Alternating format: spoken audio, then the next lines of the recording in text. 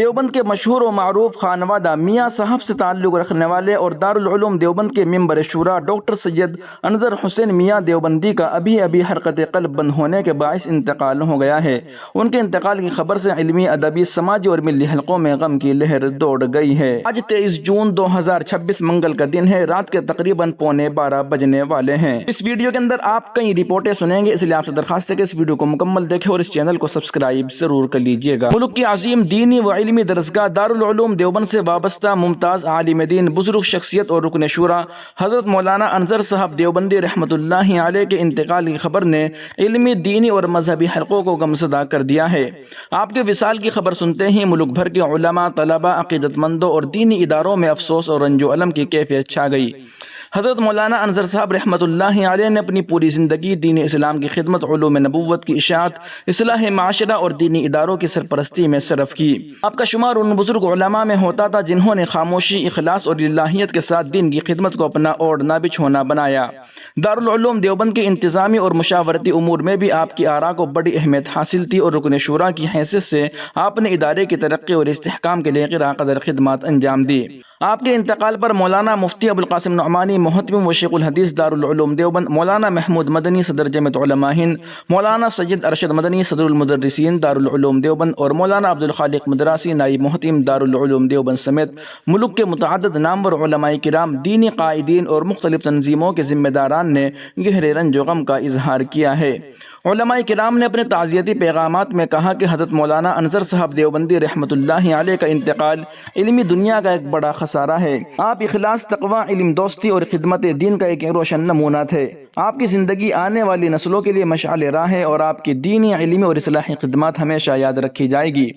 تعزیتی بیانات میں مرحوم کے اہل خانہ، متعلقین، شاگردوں اور عقیدت مندوں سے اظہار ہمدردی کرتے ہوئے اللہ تعالیٰ سے دعا کی گئی کہ وہ حضرت مولانا انظر صاحب رحمۃ اللہ علیہ کی کامل مغفرت فرمائے، ان کے درجات بلند کرے، ان کی قبر کو نور سے بھر دے اور جنت الفردوس میں اعلیٰ مقام عطا فرمائے، ساتھ ہی پسماندگان اور تمام متعلقین کو صبر جمیل عطا فرمائے۔ حضرت مولانا انظر صاحب رحمۃ اللہ علیہ کا وصال بلا شبہ دینی و علمی حلقوں کے لیے ایک ناقابل تلافی نقصان ہے، لیکن ان کی علمی خدمات، نیک اعمال اور دین کے لیے کی گئی جدوجہد ہمیشہ زندہ رہے گی اور اہل علم انہیں مدتوں یاد کرتے رہیں گے۔ اللہ تعالیٰ حضرت مولانا انظر صاحب دیوبندی رحمۃ اللہ علیہ کی مغفرت فرمائے، ان کے درجات بلند فرمائے اور جنت الفردوس میں اعلیٰ مقام عطا فرمائے، آمین یا رب العالمین۔ وہیں دوسری جانب راجستھان کے جھنجھنو ضلع میں جھنجھنو ایکسپریس نامی انسٹاگرام پیج چلانے والے 25 سالہ نوین چودھری کو ایک ویڈیو پوسٹ کرنے کے بعد پولیس نے حراست میں لے لیا، جس کے بعد سیاسی تنازع کھڑا ہو گیا ہے۔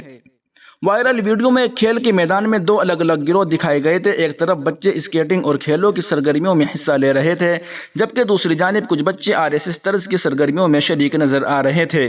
ویڈیو کے وائس اوور میں نوین چودھری نے دعویٰ کیا تھا کہ ایک گروہ کو کھیل اور ملک کا نام روشن کرنے کی تعلیم دی جا رہی ہے، جبکہ دوسرے گروہ میں نفرت کے بیج بوئے جا رہے ہیں۔ رپورٹس کے مطابق ویڈیو پوسٹ ہونے کے اگلے ہی دن پولیس نے نوین چودھری کو حراست میں لے لیا۔ نوین کا الزام ہے کہ سائبر پولیس نے پہلے ویڈیو حذف کرنے کا دباؤ ڈالا اور بعد میں انہیں گھر سے لے جایا گیا۔ انہوں نے پولیس پر ہراسانی اور ذہنی دباؤ ڈالنے کے الزامات بھی عائد کیے ہیں۔ دوسری جانب پولیس کا کہنا ہے کہ انہیں شکایات موصول ہوئی تھی کہ ویڈیو سماج میں اختلاف اور امن و امان کی صورتحال متاثر کر سکتی ہے، اسی بنیاد پر کارروائی کی گئی۔ پولیس نے الزامات کی تردید کرتے ہوئے کہا کہ کوئی مار پیٹ نہیں کی گئی اور قانون کے مطابق اقدام اٹھایا گیا۔ اس واقعے پر کانگریس رہنما نے سخت رد عمل ظاہر کیا۔ سابق وزیر اعلیٰ اشوک گہلوت نے سوال اٹھایا، کیا اب RSS پر تنقید کرنا بھی جرم بن گیا ہے؟ جبکہ دیگر اپوزیشن رہنماؤں نے اسے اظہار رائے کی آزادی پر حملہ قرار دیا ہے۔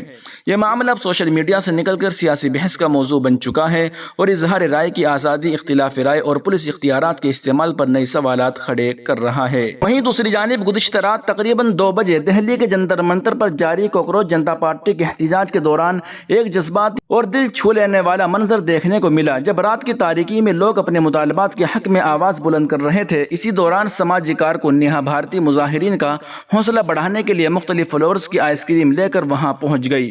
اس موقع پر نیہا بھارتی نے ایک ایسی بات کہی جس نے وہاں موجود لوگوں کو متاثر کر دیا۔ دراصل اس احتجاج میں محمد جنید نامی ایک شخص روزانہ تمام مظاہرین کے لیے کھانے، پھل اور دیگر ضروری اشیاء کا انتظام کرتے ہیں تاکہ دور دراز سے آنے والا کوئی بھی شخص بھوکا نہ رہے۔ محمد جنید کی اس بے لوث خدمت کو دیکھ کر نیہا بھارتی ان کے پاس گئی اور اپنی دلی خواہش کا اظہار کرتے ہوئے کہا، ہم بھی ان لوگوں کے لیے خدمت کرنا چاہتے تھے لیکن آپ کے بہترین انتظامات کی وجہ سے ہمیں موقع نہیں مل سکا۔ براہ کرم ہمیں بھی ان لوگوں کو کھانا کھلانے اور خدمت کرنے کا ایک موقع دیجیے۔ نیہا بھارتی سماجی خدمات میں بڑھ چڑھ کر حصہ لینے کے لیے جانی جاتی ہے۔ وہ غریبوں اور ضرورت مندوں کی مدد کے مختلف کاموں میں سرگرم رہتی ہے۔ سماجی ہم آہنگی کی ایک مثال کے طور پر وہ ہر سال رمضان المبارک میں دہلی کی جامع مسجد میں افطار کا بھی اہتمام کرتی ہے۔ نوٹ: یہ واقعہ social media platform X پر صارف نرگس بانو کی جانب سے شیئر کی گئی ایک پوسٹ پر مبنی ہے۔ وہیں دوسری جانب مغربی بنگال میں اسمبلی انتخابات میں کامیابی کے بعد وزیر اعلیٰ شوبھیندو ادھیکاری کی قیادت والی بی جے پی حکومت اپنا پہلا بجٹ اسمبلی میں پیش کرے گی۔ ریاست کے وزیر خزانہ سوپن داس گپتا موجودہ مالی سال کے باقی 8 مہینوں کے لیے مکمل بجٹ پیش کریں گے، جس پر پورے صوبے کی نظریں مرکوز ہے۔ 18ویں اسمبلی کا یہ پہلا بجٹ ہونے کے سبب اسے غیر معمولی اہمیت حاصل ہے۔ بجٹ پیش کرنے سے قبل وزیر خزانہ سوپن داس گپتا نے کہا کہ حکومت عوام کی توقعات پر پورا اترنے کی ہر ممکن کوشش کرے گی اور آئندہ برسوں کے ترقیاتی منصوبوں کا تفصیلی خاکہ بھی پیش کیا جائے گا۔ اسمبلی کا بجٹ اجلاس 18 جون سے شروع ہوا تھا۔ بجٹ پیش کرنے سے قبل سوپن داس گپتا نے مرکزی وزیر خزانہ نرملا سیتارمن اور نینو آیوگ کے نائب چیئرمین اشوک لاہڑی سے ملاقات کی۔ نئی حکومت کے سامنے سب سے بڑا چیلنج تقریباً 8 لاکھ کروڑ روپے کے بھاری قرض کے بوجھ کو سنبھالتے ہوئے ترقیاتی رفتار کو برقرار رکھنا ہے۔